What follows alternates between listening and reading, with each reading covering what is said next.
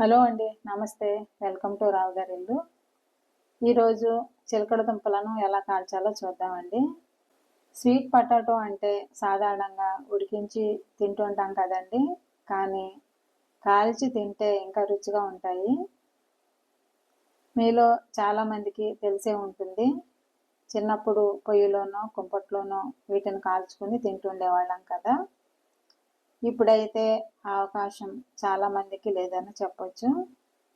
అందుకే స్టవ్ పైనే వీటిని ఎలా కాల్చాలో చూపిస్తాను. ముందుగా చిలగడ దుంపలను శుభ్రంగా కడిగి తడి లేకుండా ఆరబెట్టుకోవాలి.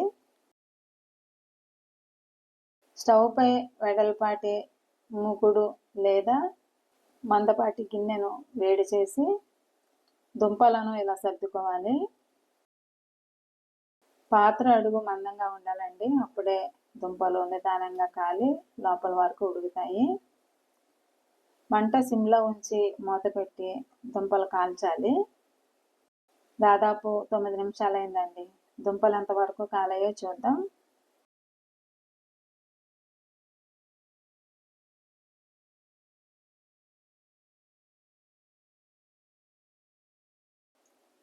ఇలా కాలితే చాలండి. ఇప్పుడు దుంపలన్నింటినీ ఇలాగే తిరిగేసి కాల్చాలి. కావాలనుకుంటే ఇంకాస్త నల్లగా మారే వరకు ఉంచి తిరిగేసుకోవచ్చు, కానీ నాకైతే ఉడికిపోయాయండి. పెద్ద దుంపలు కాలటానికి టైం పడుతుందండి. మంట సిమ్లోనే ఉండాలి. సన్న మంటపై కాలితేనే రుచి బాగుంటుంది. కింద వైపు కూడా ఇలా కాలాక స్టవ్ కట్టేయచ్చు. 5-6 నిమిషాలు ఇలా వదిలేస్తే సరిపోతుందండి.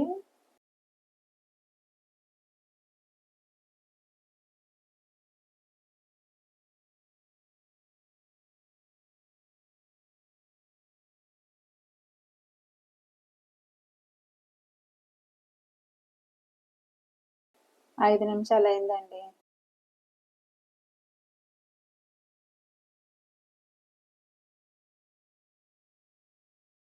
దుంపలు కింద వైపు కూడా బాగా కాలాయి.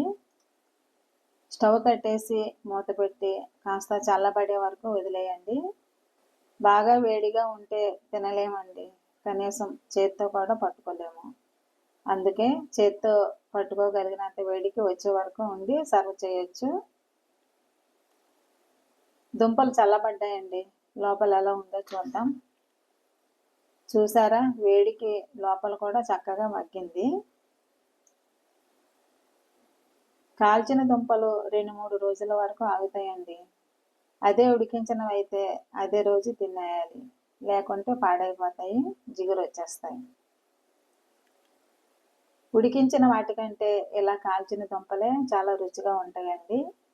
మీరు కూడా ఈసారి చిలకడ దుంపలను నేను చెప్పినట్లు కాల్చి తినండి. టేస్ట్ ఎలా ఉందో కామెంట్ చేయండి. ఈ వీడియోను లైక్ చేయండి, షేర్ చేయండి, సబ్స్క్రైబ్ చేసుకోండి. మరిన్ని మంచి రెసిపీల కోసం నా ఛానల్ రావు గారి ఇల్లు ఫాలో అవ్వండి. Thank you for watching my channel.